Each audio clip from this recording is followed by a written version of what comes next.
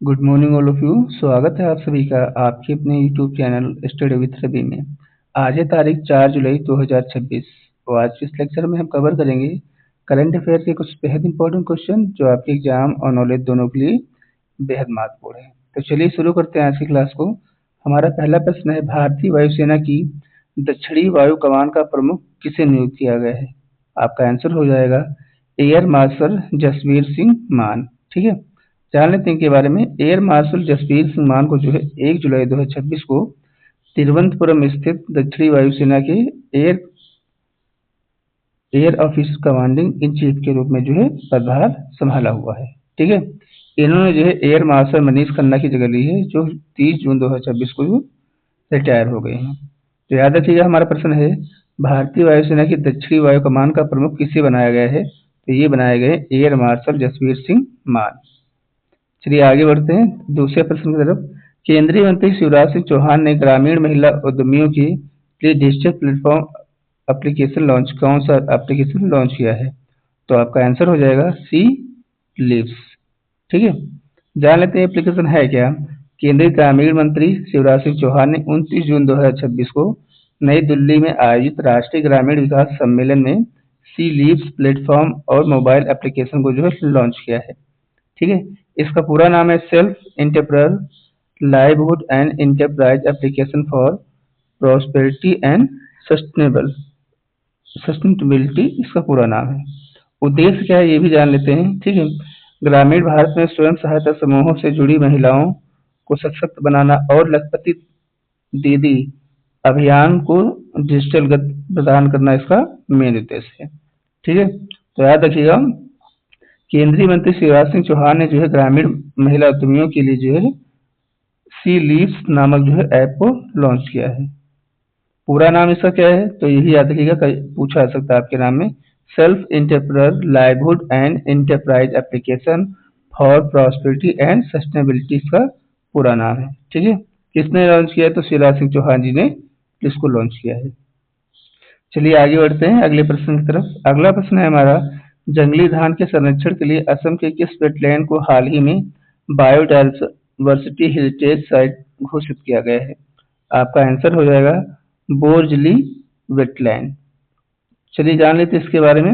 असम के सोनितपुर जिले में स्थित बोरजली वेटलैंड को राष्ट्रीय जैव विविधता प्राधिकरण द्वारा हाल ही में एक राष्ट्रीय जैव विविधता विरासत घोषित किया गया है। ठीक है, विशेषता क्या है इसकी? यह वेटलैंड जंगली धान की प्रजाति ओरिजा रूफी पोगान के संरक्षण के लिए जाना जाता है जो आज के समय में उगाया जा सके। ठीक है, घरेलू धान का जिसे जो है पूर्वज जो है माना जाता है। महत्व क्या है? इस जंगली धान में बीमारियां, कीटों, बाढ़ जैसी विपरीत जलवायु परिस्थितियों से लड़ने की प्राकृतिक आनुवंशिक जो है क्षमता होती है।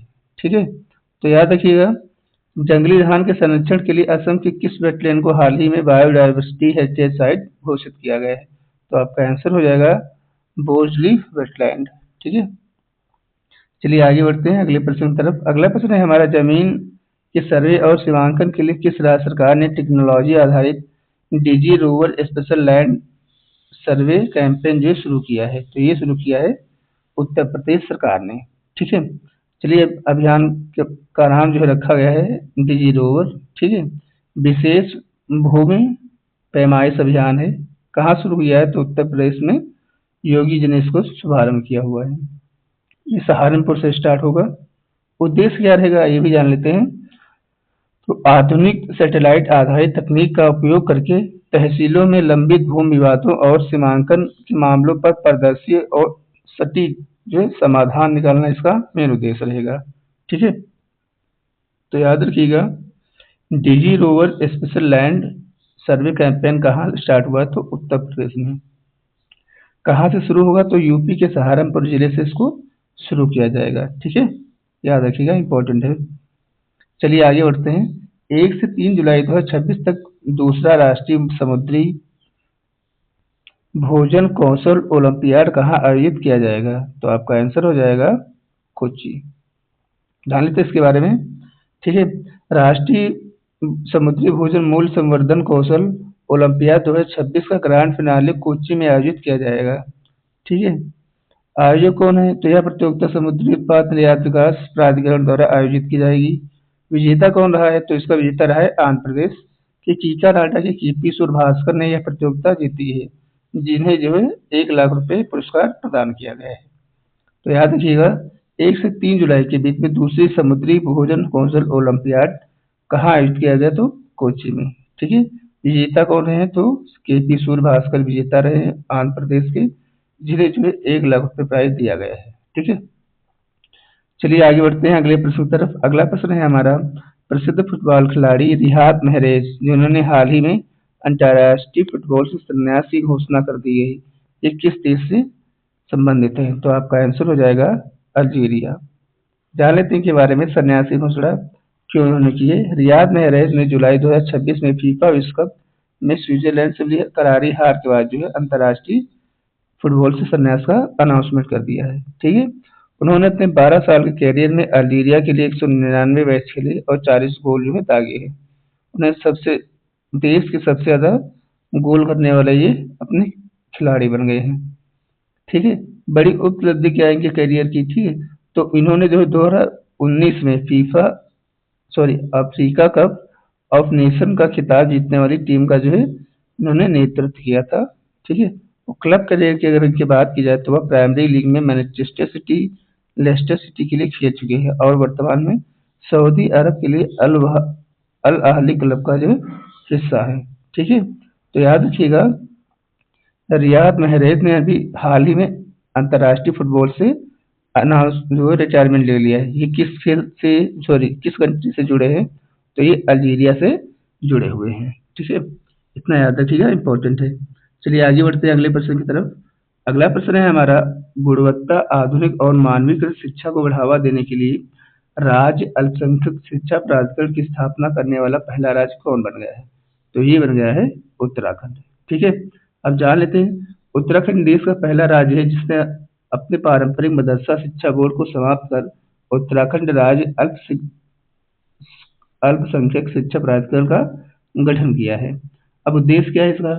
सभी अल्पसंख्यक शिक्षण संस्थानों को राष्ट्रीय शिक्षा नीति और आधुनिक पाठ्यक्रम, गणित और तकनीक से जोड़कर जो मुख्यधारा में लाना इसका मेन उद्देश्य है। अब संबद्धता क्या है? अब राज्य को सभी मान्यता प्राप्त मदरसों और अन्य अल्पसंख्यक स्कूलों को उत्तराखंड विद्यालय शिक्षा बोर्ड से समृद्ध होना अनिवार्य होगा। ठीक है। तो याद रखिएगा, राज्य अल्पसंख्यक शिक्षा प्राधिकरण की स्थापना करने वाला भारत का पहला राज्य कौन है? तो ये है उत्तराखंड। इंपॉर्टेंट क्वेश्चन है, याद रखिएगा। चलिए आगे बढ़ते हैं अगले प्रश्न की तरफ। किस भारतीय प्रौद्योगिकी संस्थान के वैज्ञानिक ने जलवायु और भौगोलिक डेटा के आधार पर डेंगू के जोखिम का आकलन करने के लिए क्लाइमेट मॉडल विकसित किया है? ठीक है। तो इसको विकसित किया है आईआईटी खड़गपुर में। ये है क्या, ये जान लेते हैं। ठीक है। आईआईटी खड़गपुर ने के centre ocean river atmosphere and land science के शोधकर्ता ने क्लाइमेट मॉडल विकसित किया है। कार्यप्रणाली इसकी क्या रहेगी? यह मॉडल तापमान, वर्षा, आर्द्रता, भूमि उपयोग और जलवायु घनत्व जैसे जलवायु और पर्यावरण के संबंधित कार्यों का क्या करेगा? विश्लेषण करेगा। ठीक है। उद्देश्य इसका क्या रहेगा? इसका मुख्य उद्देश्य भारत में डेंगू फैलने वाले मच्छरों को एडीज एजिप्ट और एडीज एल्बोपिक्टिस के व्यवहार को समझकर संभावित जोखिम क्षेत्रों में जो है अनुमान लगाना इसका मेन काम रहेगा। ठीक है। तो याद रखिएगा, किस भारतीय प्रौद्योगिकी संस्थान ने वैज्ञानिक जलवायु और डेटा से डेंगू के जोखिम का आकलन करने के लिए क्लाइमेट मॉडल जो है विकसित किया है? तो इसको विकसित किया है थी खड़गपुर में। चलिए आगे बढ़ते हैं। अगला हमारा प्रश्न है, निम्न में से किस दिन अंतर्राष्ट्रीय सहकारिता दिवस मनाया जाता है? तो ये मनाया जाता है 4 जुलाई को। जान लेते हैं इसके बारे में। ठीक है। संयुक्त राष्ट्र द्वारा वर्ष 2026 में इस दिवस का मुख्य विषय जो है शांतिपूर्ण विश्व के लिए सहकारिता घोषित किया गया है। इतिहास में इससे पहली बार जो है 1923 में सेलिब्रेट किया गया था। ठीक है। और संयुक्त राष्ट्र द्वारा इसे आधिकारिक मान्यता 1995 में दी गई थी। और सहकारिता बनाने के मुख्य उद्देश्य क्या है? जागरूकता को बढ़ाना, सहयोग को बढ़ाना, ठीक है, और योगदान को रेखांकित करना और वैश्विक समस्याओं का समाधान करना जो है सहकारिता दिवस के मेन उद्देश्य है। ठीक है। चलिए आगे बढ़ते हैं अगले प्रश्न की तरफ। अगला प्रश्न है हमारा, वर्ल्ड रोइंग कप का आयोजन किस देश में किया गया जिससे लक्ष्य और उज्जवल कुमार सिंह ने जो स्वर्ण पदक जीता हुआ है। तो आपका आंसर हो जाएगा दक्षिण कोरिया। ठीक है, जान लेते हैं इसके बारे में। भारतीय सेना के जवानों हवलदार लक्ष्य और हवलदार उज्जवल सिंह ने जो है यहाँ पर जो है पदक जीतकर इतिहास रचा है। पहला पदक जो है रोइंग कप में भारत के लिए जीता गया है। इस स्पर्धा की अगर बात की जाए, जहाँ पदक उन्होंने lightweight males model rascal में जीता हुआ है। ठीक है, यह प्रतियोगिता कहाँ की गई है? तो यह प्रतियोगिता स्विट्जरलैंड के ल्यूसर्न में जो आयोजित की गई है। ठीक है, माफ करिएगा, इधर आपका आंसर जो है स्विट्जरलैंड में हो जाएगा। वर्ल्ड रोइंग कप का आयोजन किस देश ने किया गया, जहाँ लक्ष्य और उज्जवल ने स्वर्ण पदक जीता है? तो इसका आयोजन स्विट्जरलैंड में किया गया। ठीक है, रोइंग कप के इतिहास में भारत ने पहली बार जो है स्वर्ण जीता है, ये याद रखिएगा। ठीक है, किसने जीता हुआ है? तो हवलदार लक्ष्य और हवलदार उज्जवल सिंह ने जो है स्वर्ण जीतकर इतिहास रचा है। तो आज के सेशन में इतना ही, मिलते हैं अगले सेशन में, तब तक के लिए टेक केयर, बाय बाय।